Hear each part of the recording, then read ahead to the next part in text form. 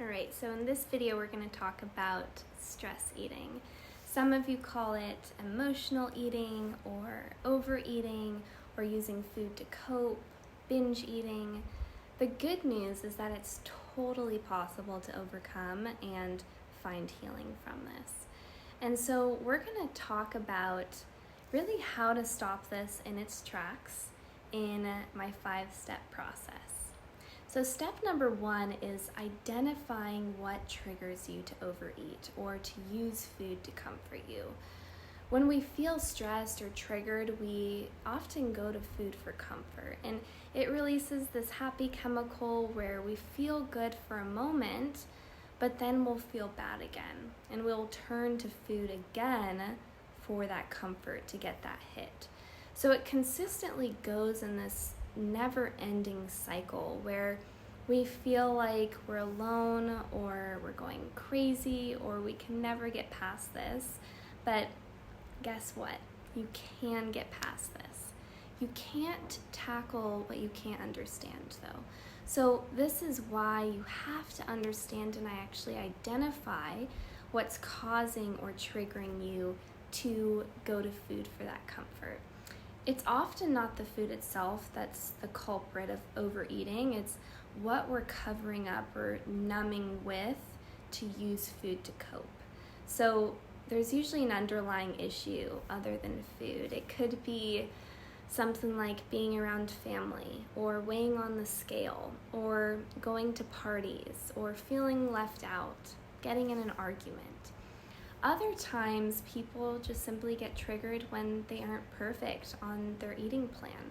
So they punish themselves for not being perfect and overeat.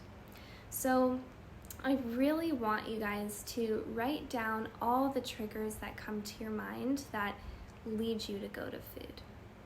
So that's step 1. Step 2, now that we know what's triggering you, I want you to think about where this trigger came from. It's so important to get to the root of the issue. So think back to the first time this started.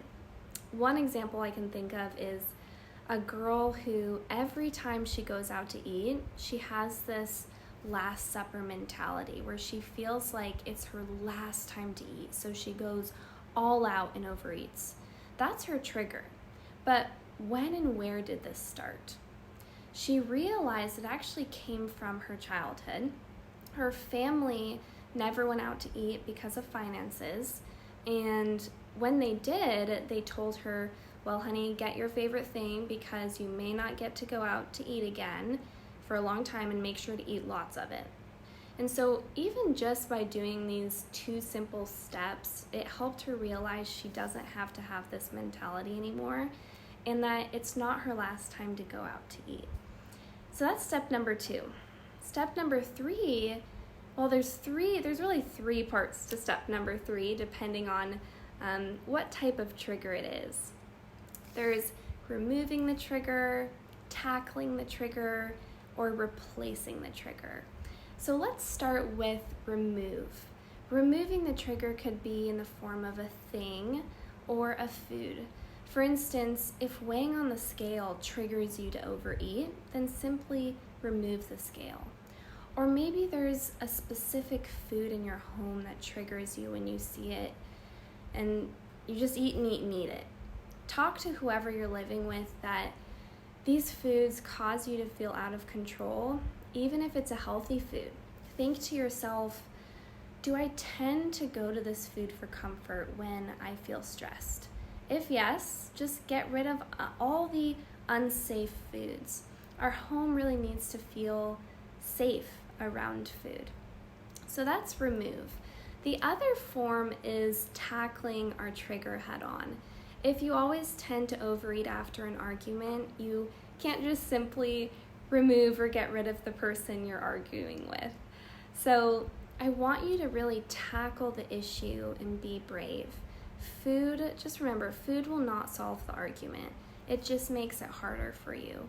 Food won't solve that emptiness or that loneliness. So really tackle that trigger head on. And then finally, there's replace. find a positive thing to release that stress on. Maybe instead of eating at parties, you just have a cup of hot tea in your hand to sip on instead. So I want you to find another positive outlet to release that stress on besides food. Things like working out, or maybe taking a walk, meditation, or prayer.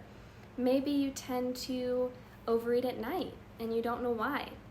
Honestly, by nighttime, our body is spent, and if we don't go to sleep, our body craves food and sugar late at night. So a lot of people notice they overeat at night, and that could just be because you're tired. You're mentally spent and physically exhausted. And so our body needs sleep. So simply replace eating food with going to bed instead. All right, step number 4. Getting off autopilot. So many times when we overeat or just eat in general, we put our minds and our body on autopilot and we numb. And it's because we'll do anything to not feel. So I really want you to be in tune and connect with your body and yourself every time you're eating. Become present with yourself by getting off of autopilot, enjoying and being present with the food you're buying, with the food you're cooking, and with the food you're eating. And taking that step to really be intentional. I struggled with emotional eating for years. And when I was doing it, I would have this switch where I was like, turn brain off, think about it later, and feel that shame later. And deep down, I knew I was going to feel so guilty later, and that the food wasn't ever going to comfort me.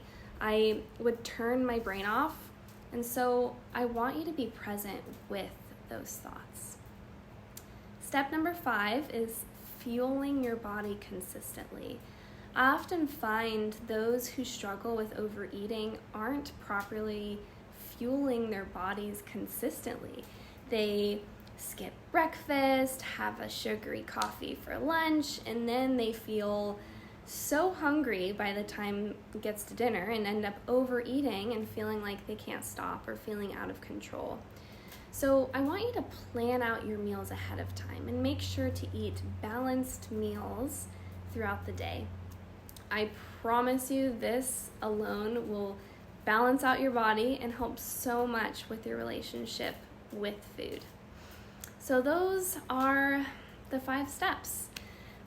Really remember that it all starts right up here with your mind. Toxic thinking leads to toxic eating and toxic living. So I want you to connect with yourself again, and you'll develop that trust in and with yourself.